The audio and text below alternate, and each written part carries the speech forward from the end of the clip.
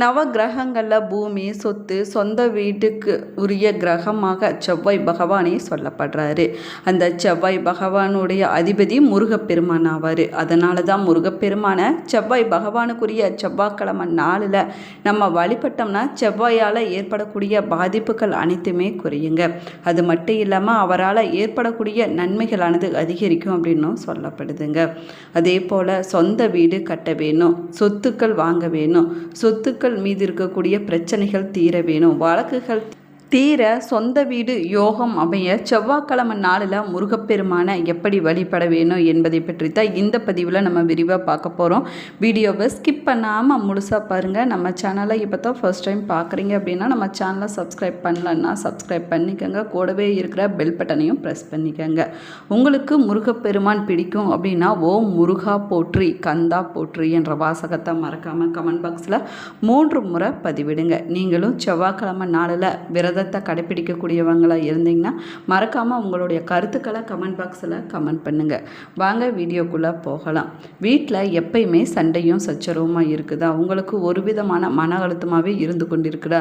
திடீர்னு ஒரு பதட்டம் படபடப்பு ஏற்பட்டு கொண்டே இருக்குதா? இது போன்ற பிரச்சனைகளுக்கு இந்த வீடியோவுக்கு கீழே டிஸ்கிரிப்ஷனில் ஜோதிடரோட வாட்ஸ்அப் நம்பர் கொடுத்துருக்குறேன். இந்த எண்ணுக்கு தொடர்பு கொண்டு பேசி பாருங்கள். உங்கள் பிரச்சனைகளுக்கு சரியான தீர்வு கிடைக்குங்க.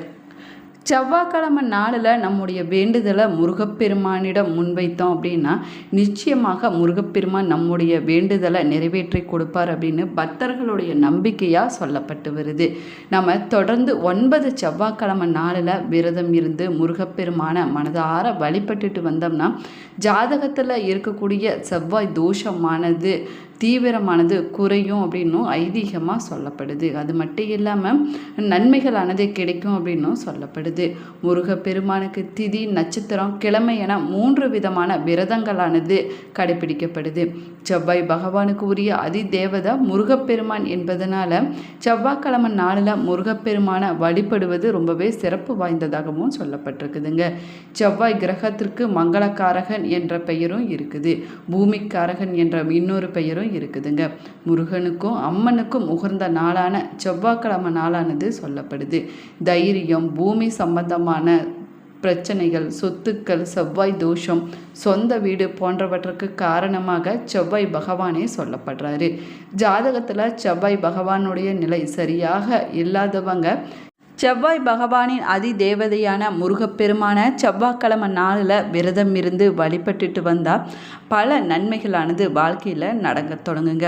அப்படி செவ்வாய்க்கிழமை நாளில் முருகப்பெருமானை எப்படி வழிபாடு செய்ய வேணும் அப்படின்னு பார்க்கலாம் வாங்க.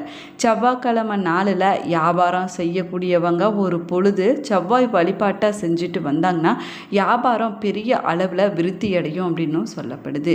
அது மட்டும் இல்லாமல் நல்ல தைரியத்தை கொடுத்து நம்ம எடுத்து வைக்கக்கூடிய எல்லா வியாபாரமும் வெற்றியை கொடுக்குமாங்க. செவ்வாய்க்கிழமை நாளில் அதிகாலையில் எந்திரிச்சு, அதாவது பிரம்ம முகூர்த்தத்தில் எந்திரிச்சு குளித்து விட்டு பக்கத்தில் இருக்கக்கூடிய முருகன் கோவிலுக்கு சென்று முருகப்பெருமான மனதார நம்ம வழிபட்டுட்டு வர வேணும். அதற்கு பிறகு வீட்டுக்கு வந்ததும் நம்முடைய விரதத்தை நம்ம தொடங்க வேணும். வீட்டில் சாட்கோண கோலம் போட்டு 6 அகல் விளக்குகளில் நெய் தீபம் ஏற்றி வழிபட வேணுங்க. இல்லைன்னா வெற்றிலை தீபம் ஏற்றி வைத்து கூட அன்றைய நாளில் வழிபடுவது சிறப்பானதாகும்.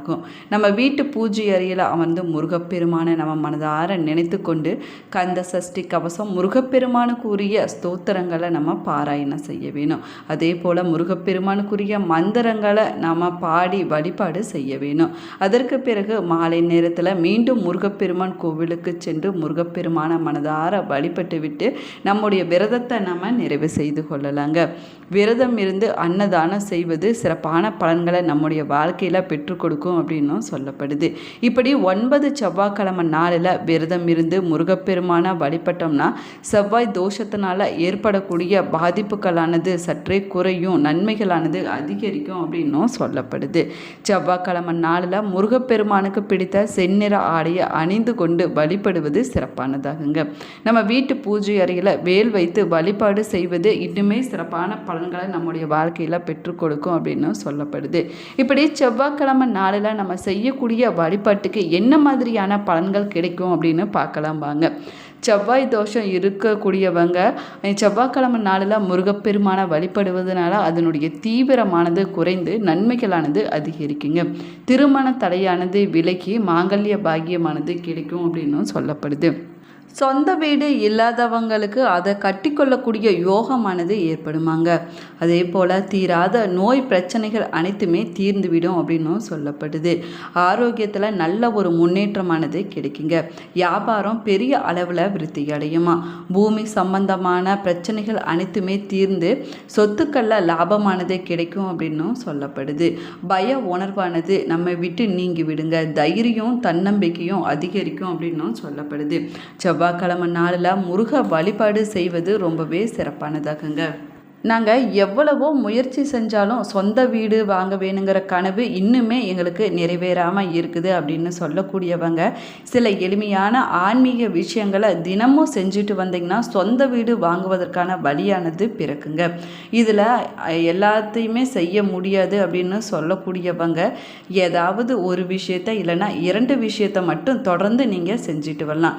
நம்பிக்கையோடு இந்த ஆன்மீக விஷயத்தை வீட்டில் செஞ்சுட்டு வந்தீங்கன்னா நல்ல பலனானது கிடைக்குங்க. உங்களுடைய வாழ்க்கையில் நல்ல மாற்றங்களானது கிடைக்கும். சொந்த வீடு வாங்க வேணுங்கிற கனவு நிச்சயமாக நிறைவேறுங்க. சொந்த வீடு கட்ட வேணும் இல்லைன்னா வாங்க வேணும், சொந்தமாக சின்ன அளவிலானது நிலம் வாங்க வேணும் அப்படிங்கிறத நிறைய பேரோட கனவாக இன்றளவும் இருந்துட்டு இருக்குது. ஆனால் எல்லோருக்குமே இந்த கனவானது கை கூடுவது இல்லைங்க. இதற்கு பணம் இல்லாதது ஒரு காரணமாக சொன்னாலும் கூட ஒரு சிலருக்கு பணம் இருந்தாலும் அந்த வாங்கக்கூடிய யோகமானது ஏற்படாமல் இருக்குங்க. இன்னும் நிறைய பேருக்கு பார்த்தீங்கன்னா பணம் வச்சுருப்பாங்க, ஆனால் அவங்களால சொந்த வீடு வாங்க முடியாத சூழ்நிலையும் உருவாகியிருக்கும். அப்படியே வாங்கினாலும் சிலரால் அந்த வீட்டில் குடியேற முடியாத சூழ்நிலையும் உருவாகுங்க. அதே சமயத்தில் எந்தவித திட்டமும் இல்லாமல் கையில் சேமிப்பு இல்லாதவங்களும் சொந்த வீடு வாங்க வேணுங்கிற யோகமானது தேடி வரும். அவங்க கடன் வாங்கி தான் சொந்த வீடு வாங்கியிருப்பாங்க. அவங்க கடன் வாங்கி தான் சொந்த வீடும் வாங்கியிருப்பாங்க. ஜோதிட சாஸ்திரப்படி ஒருவருடைய ஜாதகத்தில் 4ஆம் இடம்தான் சொந்த வீடு யோகத்தை குறிப்பதாக சொல்லப்படுது. ஒருவருடைய ஜாதகத்தில் 4ஆம் வீட்டு அதிபதியும் செவ்வாய் பகவானும் வலுவாக இருந்தாங்க அப்படின்னா நிச்சயமாக அவங்க சொந்த வீடு வாங்கக்கூடிய யோகமானது ஏற்படுங்க. பொதுவாக சொத்து வீடு மன போன்றவற்றுக்குரிய கிரகமாக செவ்வாய் பகவானே சொல்லப்படுறாரு. செவ்வாய் கிரகத்திற்குரிய தெய்வமாக முருகப்பெருமான் இருப்பது தான் சொந்த வீடு அமைய வேணும் அப்படின்னா முருகப்பெருமான வழிபட வேணுங்க. செவ்வாய்க்கிழமை நாளில் முருகப்பெருமானுக்கு விளக்கேற்றி வழிபடுவது ரொம்பவே சிறப்பு வாய்ந்ததாகும். சொந்த வீடு யோகம் அமைய எத்தனை வழிபாடுகள் ஆன்மீகத்தில் சொல்லப்பட்டிருக்குது. அதே போல் சிறுவாபுரி முருகன் கோவில், மதுரையில் இன்மையிலும் நன்மை தருவார் கோவில், காஞ்சிபுரம் ஏகாம்பரேஸ்வரர் கோவில், திருச்சுழி பூமிநாதர் கோவில் போன்ற சில கோவில்களுக்கு சென்று வழிபட்டுட்டு வந்தோம்னா சொந்த வீடு யோகமானது கிடைக்கும் அப்படின்னும் சொல்லப்படுது. அதனால தான் எந்த பரிகாரம் செய்யவும் கோவிலுக்கு செல்லவும் முடியாதவங்க எளிமையான இந்த ஆன்மீக பரிகாரத்தை தொடர்ந்து உங்கள் வீட்டில் செஞ்சுட்டு வந்தீங்கனாலே போதுங்க. சொந்த வீடு வாங்கக்கூடிய யோகமானது கிடைக்கும் அப்படின்னும் சொல்லப்படுது. சொந்த வீடு வாங்குவதற்கு நம்ம செய்ய வேண்டிய முதல் வழிபாடு குலதெய்வ வழிபாடாகுங்க. நம்ம உங்களுடைய குலதெய்வ கோவிலுக்கு சென்று ஒரு பிடி மண் எடுத்துகிட்டு வந்து உங்கள் வீட்டு பூஜை அறையில் வைத்து நீங்கள் வேண்டிக் கொள்ள வேணுங்க. அதே போல் சொந்த மண் சொந்த வீடு வாங்க வேணும், கட்டக்கூடிய யோகத்தை கொடுக்க வேணும் அப்படின்னு உங்களுடைய குலதெய்வத்திடம் நீங்கள் வேண்டிக் கொள்ள வேணும். சுகபோகமான விஷயங்கள் வாழ்க்கை பெற சொந்த வீடு அமைய சுக்கிரனுடைய அருள் ரொம்பவே முக்கியமானதாக சொல்லப்படுது. சுக்கிரனுடைய அருளை பெற அவருக்குரிய வெள்ளிக்கிழமை நாளில் நீங்கள் பசுமாட்டிற்கு பச்சரிசி வெல்லம் கலந்து கொடுக்க வேணுங்க. இதனால் ராஜ யோகமானது ஏற்படும் அப்படின்னும் சொல்லப்படுது. அதே போல் பூமிக்கு அதிபதியாக சொல்லக்கூடியவர் திருச்சுழியில் அமைந்திருக்கக்கூடிய பூமிநாதரான சிவபெருமான் ஆவார்.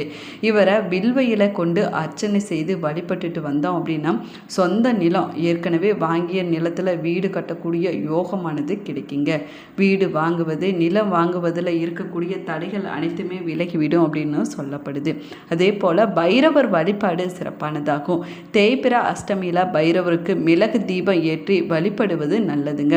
சேஸ்திர பாலகர் அருளால் வில்லங்கங்கள் அனைத்துமே நீங்கி வீடு கட்டக்கூடிய யோகமானது ஏற்படும். அது மட்டும் இல்லாமல் அஷ்டலட்சுமிகளுக்கு பூஜை செய்து வழிபாடு செய்வதனுடைய நாளாகவும் இந்த தேய்பிறை அஷ்டமி நாளானது சொல்லப்படுது. இந்த தேய்பிறை அஷ்டமியில் கால பைரவரை நீங்களும் வழிபட்டிங்கன்னா பைரவருடைய அருளால், அஷ்டலட்சுமிகளுடைய அருளால் சொந்த வீடு வாங்கக்கூடிய யோகமானது ஏற்படுங்க. அதே போல் வாடகை வீட்டில் இருந்தாலும் சரிங்க, துளசி செடியை வீட்டுக்கு முன்னாடி வைத்து நீங்கள் தினமும் விளக்கேற்றி வைத்து துளசி செடியை 3 முறை வலம் வந்து நீங்கள் வழிபட வேணும். மகாலட்சுமியுடைய அருளால் சொந்த வீட்டில் குடியேறக்கூடிய யோகமானது உங்களை தேடி வரும் அப்படின்னும் சொல்லப்படுது. இந்த பதிவு உங்களுக்கு பயனுள்ள தகவல்களை கொடுத்துருக்குன்னு நினைக்கிறேன். இந்த பதிவு உங்களுக்கு பிடிச்சிருந்தால் லைக் பண்ணுங்கள், ஷேர் பண்ணுங்கள், கமெண்ட் பண்ணுங்கள். இன்னும் நம்ம சேனலை சப்ஸ்கிரைப் பண்ணலைன்னா சப்ஸ்கிரைப் பண்ணிக்கோங்க. கூடவே இருக்கிற பெல் பட்டனையும் ப்ரெஸ் பண்ணிக்கோங்க. அப்போ தான் நம்ம போடக்கூடிய ஒவ்வொரு வீடியோவுமே உங்களோட நோட்டிஃபிகேஷனாக வந்து சென்றடையும். Thank you friends.